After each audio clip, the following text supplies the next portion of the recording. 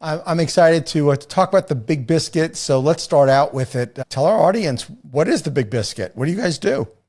Yeah, so we're a breakfast and lunch concept. We're headquartered in Kansas City. We're open 6:30 to 2:30 daily, and we are traditional American breakfast and lunch food. So familiar favorites, traditional breakfasts. Obviously we have biscuit in our name, so we've got biscuits and gravy, and we've got plate-sized pancakes, and a lot of just good comfort food that our guests enjoy. Awesome. Uh, Well, let's talk a little backstory here real fast. So I understand the company was founded in 2000, yet I guess you and a team of a few partners, right, back in 2010 acquired the company. Is that right?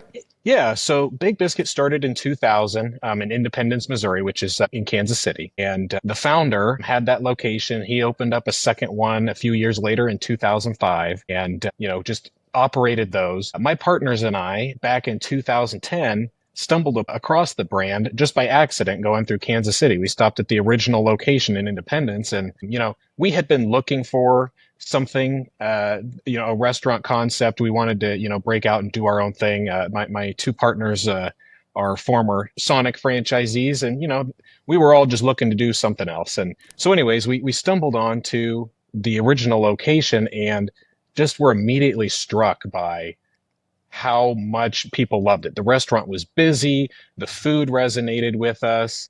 Everybody was happy, but what we also saw was there was so much opportunity there. I mean, it was a very old school diner. There was a lot we could add from just speed and organization and technology. And so we're like, man, we got to learn more about this.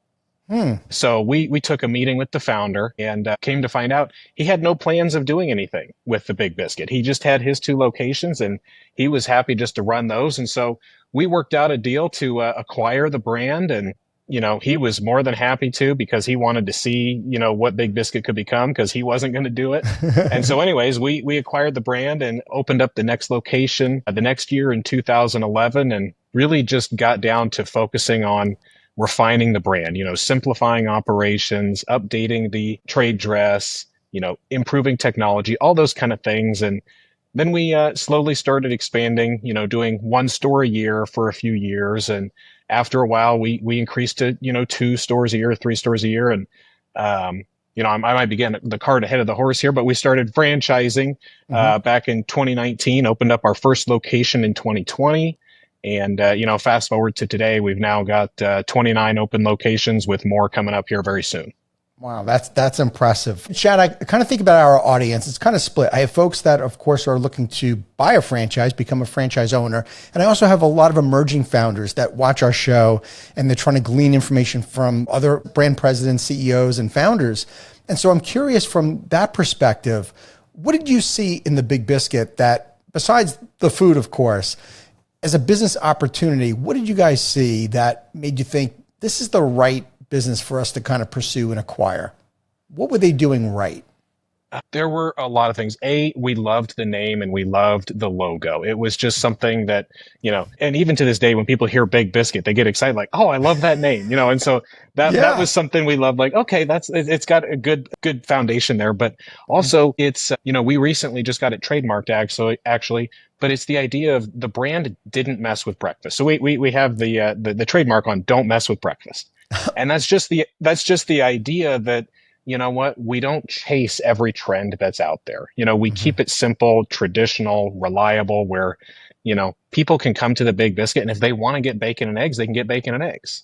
Now, Hmm. if they want to get, a gigantic burrito or a plate-sized pancake or any of the other stuff that we have, absolutely. But really, we offer, something that's simple and reliable that really you don't see quite as much anymore. And Sure. we appreciate that about the brand. It's very comfortable, familiar food, and Hmm. that resonated with us. And then, also what we saw was, again, a lot of opportunity to take what was a good foundation, something that people really enjoyed, a small town diner that you could get this reliable food, servers that were happy and, serving you with a smile, but then make it scalable, Hmm. because they didn't have any training materials. They didn't have any procedures, it was just, kind of, like any mom and pop where you Right. just kind of, it's institutional knowledge. You just like know what to do, but it's not written anywhere. That's what it was. And so we thought, okay, if we can take this and make it where it's easy to operate and we can replicate it and teach other people to do it,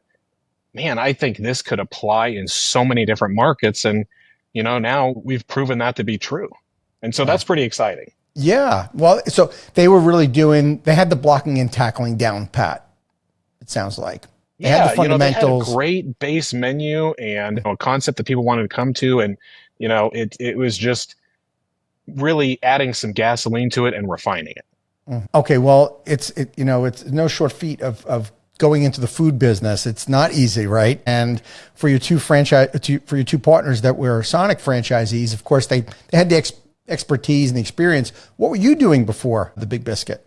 Well, I'm a second generation restaurateur. So Okay. So I grew up in a household that was restaurants. And, funny enough, I've got several siblings. None of them had the interest that I did, but I just grew up loving the restaurant industry. So I was in restaurants as much as I could, both, trying to learn it and work it, but then also as a consumer, just because I loved the idea of being a part of a team in a fast-paced environment, trying to deliver a great experience for a lot of people. It's just the teamwork aspect, and so it's been in me ever since I was very young.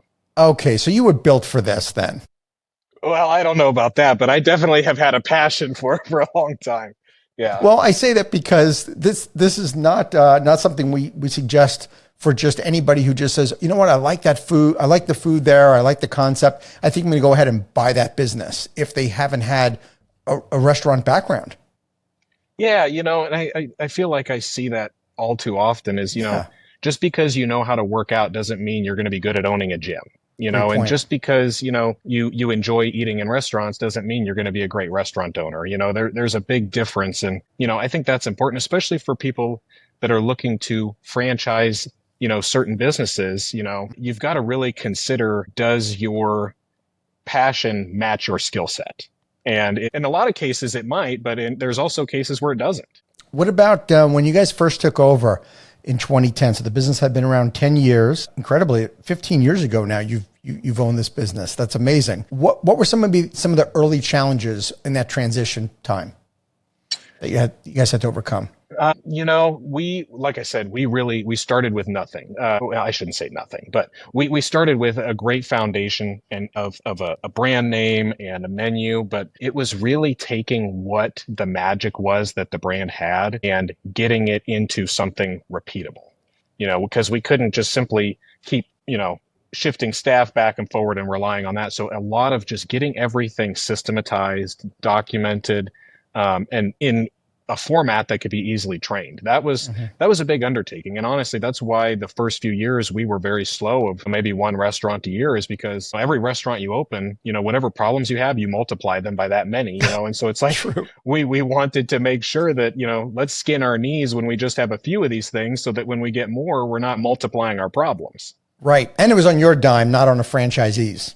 Exactly. Yes. Well, and that's the whole thing with franchising, right? It's like you're buying this business in a box. You really want to be buying answers to the problems that you're going to have. And so if we get those figured out way in advance, it makes our offering that much more valuable to a franchisee. Thank you for tuning into the Emerging Franchise Brands podcast. For additional insights, guest applications, and to stay connected, visit us at efbpodcast.com. The Emerging Franchise Brands podcast is for entertainment purposes only, and the views expressed do not necessarily represent those of Emerging Franchise Brands, its host Frank Fumey, or Emerging Franchise Group LLC. Any discussed franchise or investment opportunity requires thorough investigation, obtaining proper disclosure documents, and expert consultation before making any investment decisions. The podcast and its host do not offer professional advice or endorsements, and they hold no responsibility for actions, representations, accuracy, or consequential damages related to the podcast content.